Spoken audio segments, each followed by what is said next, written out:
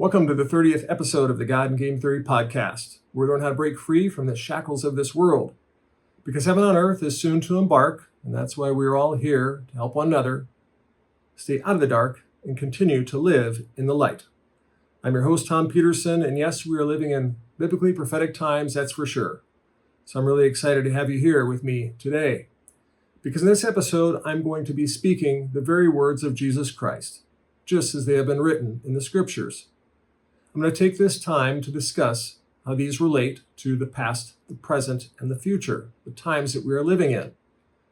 And I would stick around because by the time we get to the end of this video, there will be no question about what he said in the scriptures, as well as the promises that he has made to us.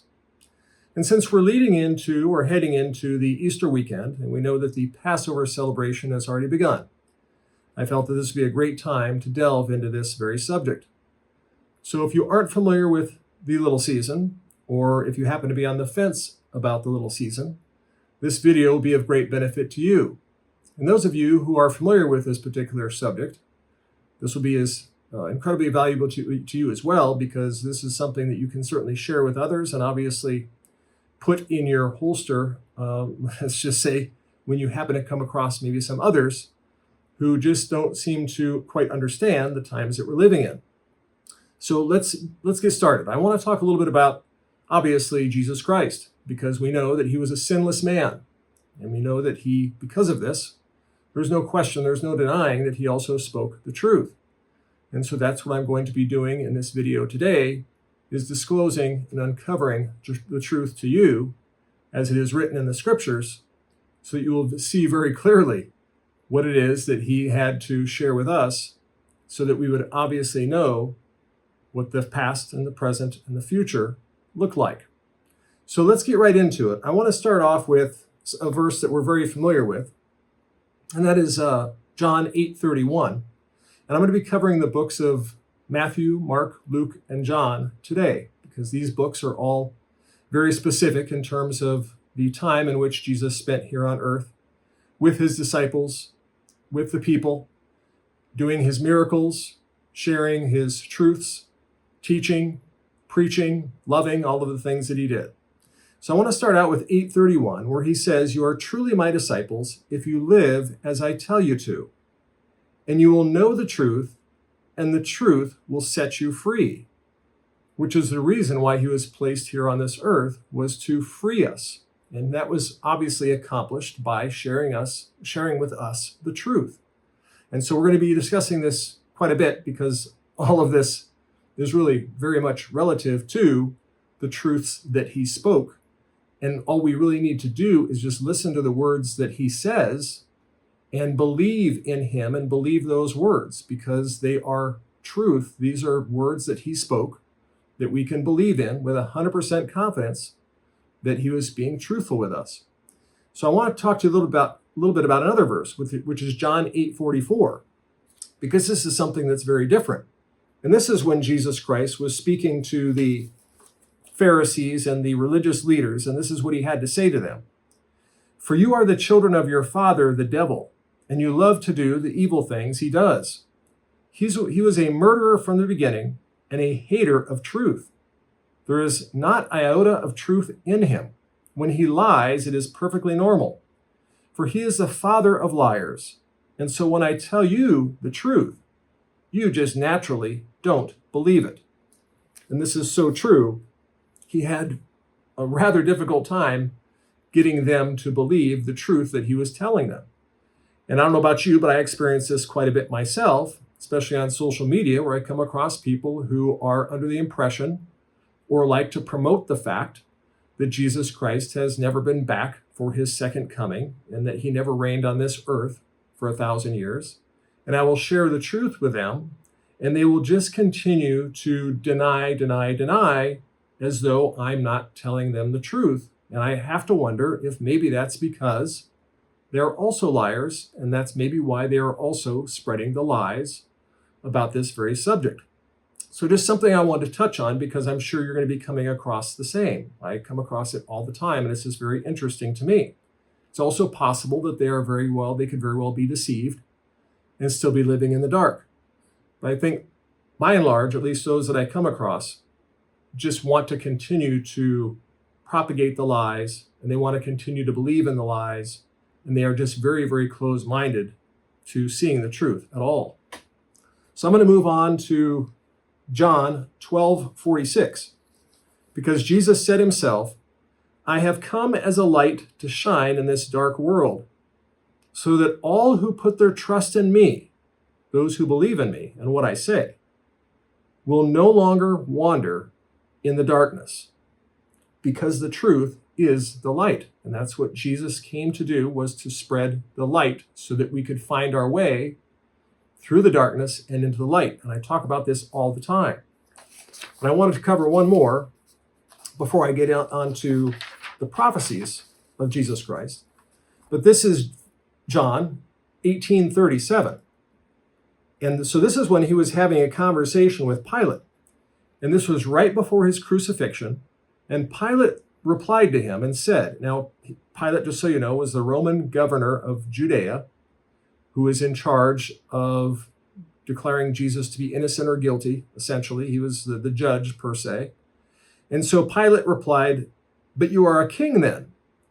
"And yes," Jesus said, "I was born for that purpose, and I came to bring truth to the world. All who love the truth are my followers." So he made it very clear that those of us who love the truth, those of us who want to hear the truth, and those who believe in him and believe what he's saying are his followers. And that's what his followers did. They believed in him. So now I want to get on to the prophecies of Jesus Christ regarding his second coming, because this all ties in with his crucifixion and his resurrection, which we celebrate on Easter. Because if he wasn't crucified and he didn't come back from the dead, per se, then obviously he wouldn't have returned for his visits with his disciples. He wouldn't have returned for the second coming, and he wouldn't have reigned for 1,000 years, and he wouldn't be coming back again for the new heaven and earth. So it's very important that we understand the prophecies and what he described in these books. So in Matthew, this is 16:28. He says very clearly, "And I tell you the truth, some standing here right now will not die before they see the Son of Man coming in his kingdom." Now, he was having a conversation with his disciples about his forthcoming crucifixion and also his return. And so this is something that was connected when he refers to the Son of Man coming in his kingdom. He's referring to the millennial reign, the forthcoming millennial reign. And this ties in with Revelation 19:11 through 16. So I want to read that to you now. And if you've gone through the series on the book of Revelation, you will have heard this before, and maybe in a few other videos too. But this is what was stated by John the Apostle, who I'm also going to be covering here, because we're covering one of his books here as well. But this was John the Apostle who wrote this. It was a vision that he had of forthcoming things to happen. And this is what he wrote. "Then I saw heaven opened, and a white horse standing there. And the one sitting on the horse was named Faithful and True." That would be Jesus Christ. "The one who justly punishes and makes war, because he was on his way to Armageddon for the battle. His eyes were like flames, and on his head were many crowns.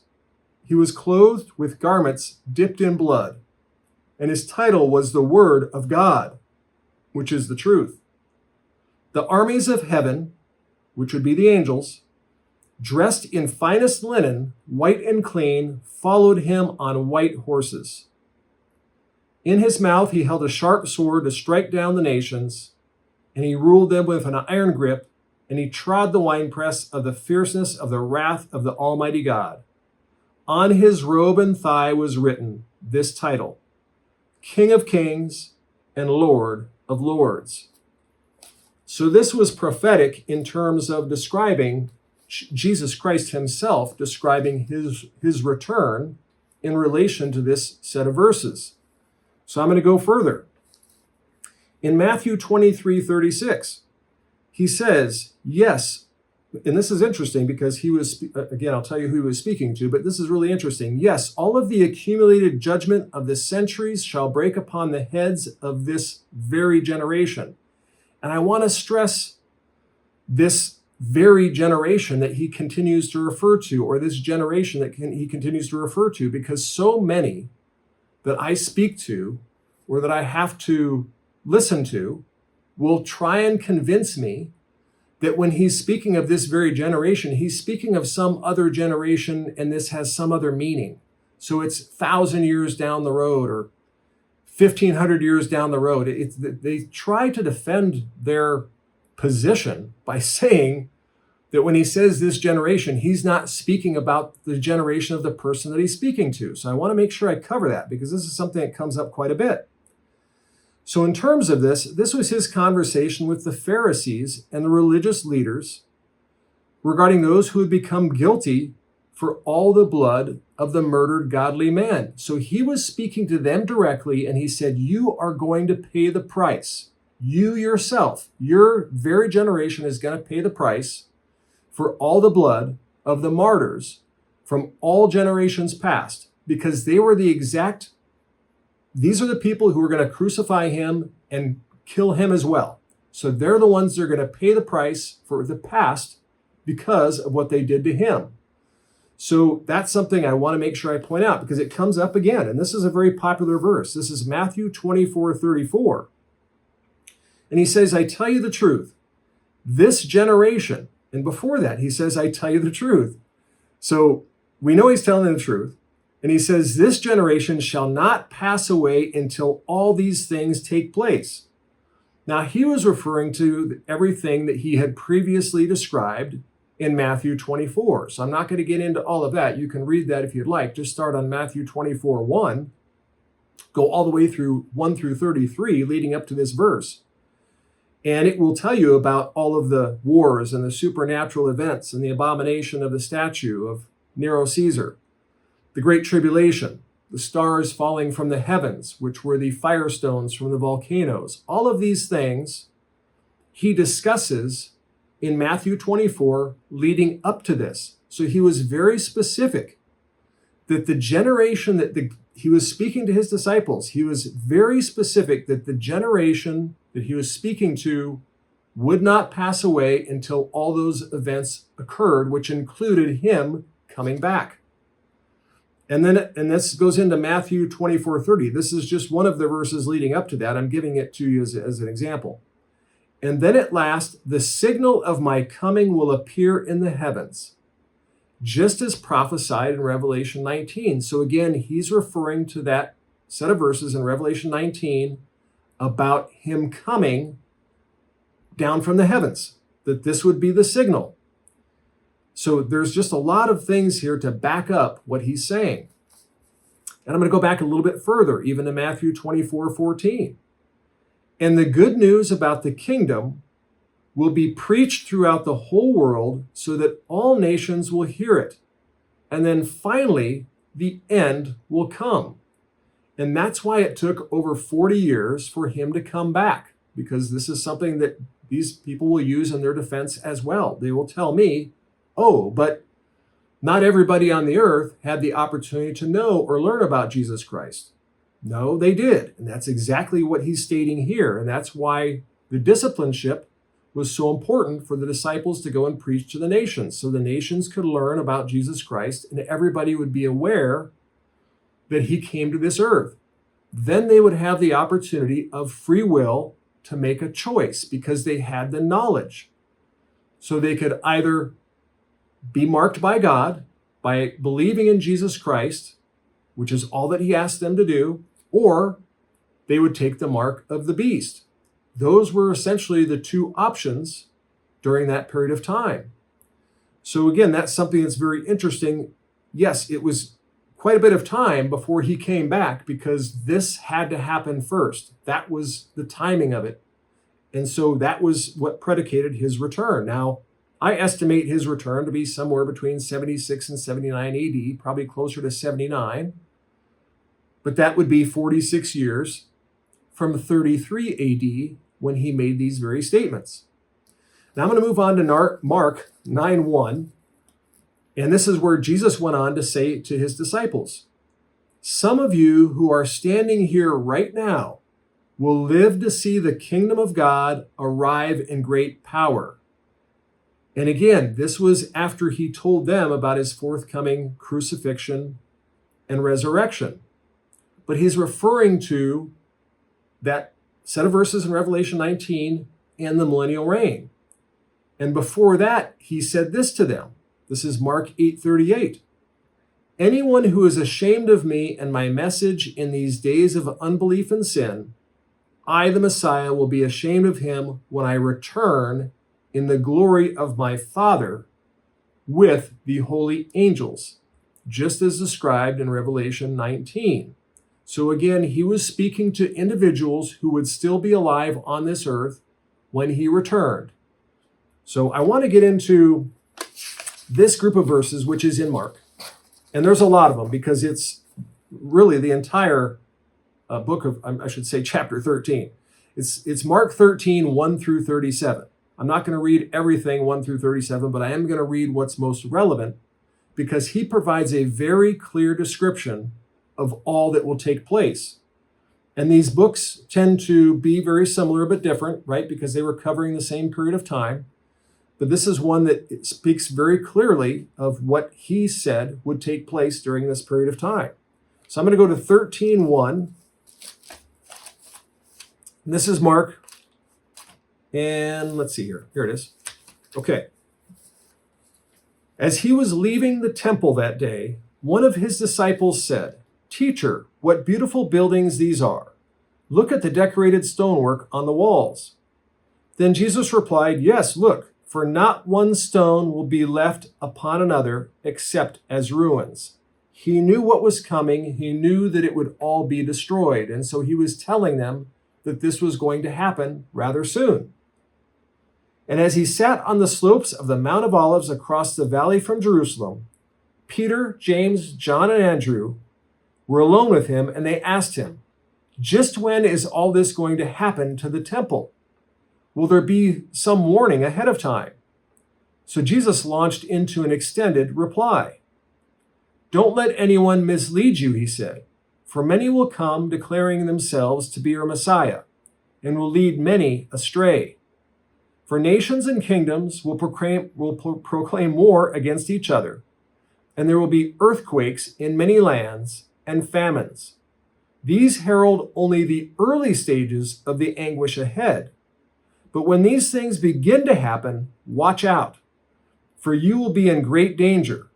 You will be dragged before the courts and beaten in the synagogues and accused before governors and kings of being my followers. This is your opportunity to tell them the good news. And the good news must first be made known in every nation before the end times finally come, as I referred to before. And everyone will hate you because you are mine, but all who endure to the end without renouncing me shall be saved. When you see the horrible things standing in the temple,'" and my Bible says, reader, pay attention, "flee if you can to the Judean hills." This is in reference to the abomination, the statue of Nero Caesar. "For those will be days of such horror as have never been since the beginning of God's creation, nor will ever be again." So this was the absolute destruction of the earth. "And unless the Lord shortens that time of calamity, not a soul in all the earth will survive. But for the sake of his chosen ones, he will limit those days." And that goes back to the times of the tribulation. And he says here, "After the tribulation ends, then the sun will grow dim, and the moon will not shine, and the stars will fall, the heavens will convulse." He's talking about the volcanic eruptions, which the ash clouds would conceal the sun and the moon, and the firestones would appear to be stars falling from heaven.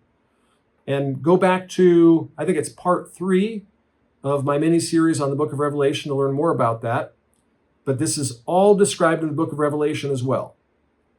"Then all mankind will see me, the Messiah, coming in the clouds with great power and glory." Revelation 19. And I will send out the angels to gather together my chosen ones from all over the world, from the farthest bounds of earth and heaven, because he was gathering them together for the millennial reign. And when you see these things happening that I've described, you can be sure that my return is very near, that I am right at the door. And since you don't know when it will happen, stay alert, be on the watch for my return.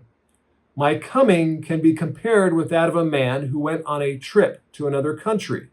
So he's describing this as something that's not very long. He laid out his employees' work for them to do while he was gone and told the gatekeeper to watch for his return. Keep a sharp lookout, for you do not know when I will come, at evening, at midnight, early dawn, or late daybreak. Don't let me find you sleeping. Watch for my return. This is my message to you and to everyone else. So he made that very clear that these things were going to happen. Then he would be returning, and he was speaking the truth about this. And so he did inevitably end up returning. But that's just a great group of verses because it really takes you through all of the things that had to take place there. Now I'm going to move on to Luke 9:27, and he says, "But this is the simple truth. Some of you who are standing here right now will not die until you have seen the kingdom of God." He's referring to the millennial reign again. This was, again, in a conversation that he had discussing his death and resurrection with his disciples. So when he was having these conversations with them about the forthcoming crucifixion, he made it very clear that he was going to rise again and that he would be back again to bring the kingdom of God forth before they left this earth. Okay, and then we're going to move on to Luke 11:50-51. And now and again, keep in mind, he's saying some of you. So we certainly know that there were several apostles, many that were crucified and murdered and what have you before he returned. That's why he's saying some of you. And then we get into Luke 11:50-51. "And you of this generation will be held responsible." This goes back to him talking to the Pharisees and the experts in religion, the religious leaders. This is in Luke, him having that same conversation I mentioned before. "And you of this generation will be held responsible for the murder of God's servants from the founding of the world. From the murder of Abel to the murder of Zechariah, yes, it will surely be charged against you." So he was speaking to the very men that were trying to crucify him when he said, "and you of this generation." So he's referring to them very clearly. And then I want to touch on Luke 21:5-35. Now this is very similar to Mark 13:1-37. So I'm not going to go through it all. But there are some things that I found to be very relevant, and I just want to share these with you. So I'm just going to kind of share them with you one at a time. This is going to be Luke 21:6. And then I'll tell you what other ones I'm going to be sharing with you as I'm sharing them with you. So 21:6, Jesus said, "The time is coming when all these things you are admiring will be knocked down." Now he's talking about those buildings again. "And not one stone will be left on top of another. All will become one vast heap of rubble." I'm going to move on to 20. "But when you see Jerusalem surrounded by armies, then you will know that the time of the destruction has arrived." I'm going to go on to 22. "For those will be days of God's judgment, and the world of ancient scriptures written by the prophets will be abundantly fulfilled." So he's talking about all of the prophecies from the Old Testament being fulfilled. And I've covered a lot of these in my prior videos, but he's telling them right here, all of these prophecies related to this particular period of time, they're all going to be fulfilled. So that's just more confirmation. I'm going to go on to 25-28. "Then there will be strange events in the skies, warnings, evil omens, and portents in the sun, moon, and stars. And down here on earth, the nations will be in turmoil, perplexed by the roaring seas and the strange tides." So that has a lot to do with underground volcanoes and things of that nature, tsunamis and what have you. The courage of many people will falter because of the fearful fate they see coming upon the earth, because the earth was getting blown up, getting burned up. For the stability of the very heavens will be broken up. Then the peoples of the earth shall see me, the Messiah, coming in a cloud with power and great glory, just like I've mentioned before in the other verses. So when all these things begin to happen, stand straight and look up, for your salvation is near. I'm going to go on to 2032. I solemnly declare to you that when these things happen, the end of this age has come. He's referring to this generation in terms of what he's saying here. Then we go on to 34 through 36. Watch out. Don't let my sudden coming catch you unawares. Don't let me find you living in careless ease, carousing and drinking, and occupied with the problems of this life, like all the rest of the world. Keep a constant watch. So he's telling the people who were alive at that very time, at that very moment in time, to keep a watch, because it was them that he was talking to them. He wasn't talking to their future generations. He wasn't talking to their descendants. Each and every example says the same exact thing. He's referring to the people he's talking to. Not one instance is he referring to future relatives or descendants of any kind. Now, except for this, this is good. This is Luke 23:26. This is very interesting because he does speak about the next generation here, but I'll tell you why. So this is during the time in which the crowds were trailing behind him. And this was just after Cyrus was asked to pick up his cross. So he was literally on his way to be put on the cross. And so great crowds trailed along behind, and many grief-stricken women. But Jesus turned and said to them, Daughters of Jerusalem, don't weep for me, but for yourselves and for your children, because they were more likely of childbearing age or they had young children. For the days are coming when the women who have no children will be counted fortunate. Mankind will beg the mountains to fall on them and crush them, and the hills to bury them. This goes back to Revelation 6:15 through 16, where he describes the men, great and small, hiding among the rocks and in the caves to escape the wrath of God. They were trying to escape the firestones that were essentially speeding bullets that were coming their way. And so that's what he's describing here. But he's also telling them, if you are with young children, or if you are of childbearing age, they are going to obviously experience that wrath because they are very young, or they're going to be very young. So that's the only time he describes some generation beyond the current generation. But that would be very young newborns. Okay, and then I want to go to John 21:24 through 25, just to finish this off. And so John was the same apostle who wrote the book of Revelation. And I just want to finish off with this because he says, I am that disciple. I saw these events and have recorded them here.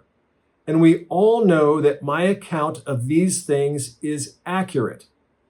And I suppose that if all the other events in Jesus' life were written, the whole world could hardly contain the books. So that was just something that John wrote at the very end of his book. And then, of course, like I have mentioned before, he also wrote the book of Revelation. So this is something I just really wanted to stress in terms of these scriptures, because it's very, very clear about what Jesus was speaking of. It's very clear about the timing in which he was speaking of these events taking place and the timing of his return. So it's something I really want to make sure that everybody is very clear on, because there is still a very, very large percentage of Christians who are still under the impression that he never came back for the second time. So this is a great opportunity to share this news with them, because it obviously relates to this holiday that we celebrate every year with regard to his crucifixion and his resurrection and all of the great things that he did. But again, without that resurrection, he would not have come back to see his disciples, and he would not have come back the second time as promised for his millennial reign of 1,000 years, which he did in fact come back for. So a couple of things I just want to share with you. And since the Passover celebration has already begun, I just want to make sure that we remember what that stands for, because the Passover celebration and Easter, which is so interesting how they go hand in hand, the Passover celebration, as you recall, you may or may not know this, but when he had the Last Supper, that was the Passover meal.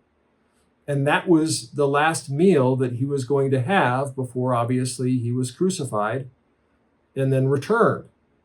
But the interesting thing is, and I mentioned this in the prior video, how he then describes that he will not come back for another supper until the kingdom returns. Now, I take that as the great feast. And if you look into it further, that really seems to be the consensus, that was the meal or the supper that he was referring to, which was the great feast. So that's what we have to look forward to that's forthcoming. And that's why this is also very important. Because if we don't know the times that we're living in, how can we be aware of what's coming in the future? And how can we be aware of the current times that we're living in today? So it's all very important. And then we want to celebrate the Passover, of course, because this is also very interesting, because this is a celebration of God freeing his people from slavery and oppression in Egypt. And so that's exactly what's happening right now, as we are being freed from the oppression and the slavery of Satan and his armies, which has been going on for the last 250 years. And this is happening right now as we speak. And I say this all the time. So hopefully you're witnessing some of this, and hopefully you're just opening your eyes and your ears to it, and you're not listening to the doomsayers and the fearmongers and all those who want to continue to keep you trapped in the darkness and the lies. And so the New Jerusalem and the New Earth, which will be arriving very soon, is something that we get to celebrate for, obviously, eternity. So Jesus comes back one more time again. This will be his last time, and this is the time that he reigns for eternity with all of us. So we have that to look forward to. So with that in mind, I just want you to be thinking about this Easter in maybe a different way than before, because this one is going to be, in my opinion, very different from all the rest that we've experienced. So I just hope that you have a great Easter, and I hope that you celebrate, again, also the Passover celebration in terms of just us being freed from the oppression of the debt slavery and Satan and his armies and all of the things that they've been busy doing for the last 250 years, because that is coming to its end in the near future. So thanks for being here for this. Appreciate you being here. And if you would share this with others, please, who could benefit from this, because there are still so many who are still under the impression. And I don't know if it's because of the church or if it's the religion. I'm not sure where it all comes from. But I would be curious to know. So if you happen to go to church on Sunday, I would be curious to know what your preacher or your pastor is discussing with regard to this particular subject matter. Please share that with me. I'd be curious to know. And if you would, give me a thumbs up if you like the video. Please subscribe if you haven't. And also questions and comments beyond what you've experienced at church is always welcome. So until the next one, I appreciate you being here so much. I love you all. Be wise. God bless. Take care. I'll see you soon.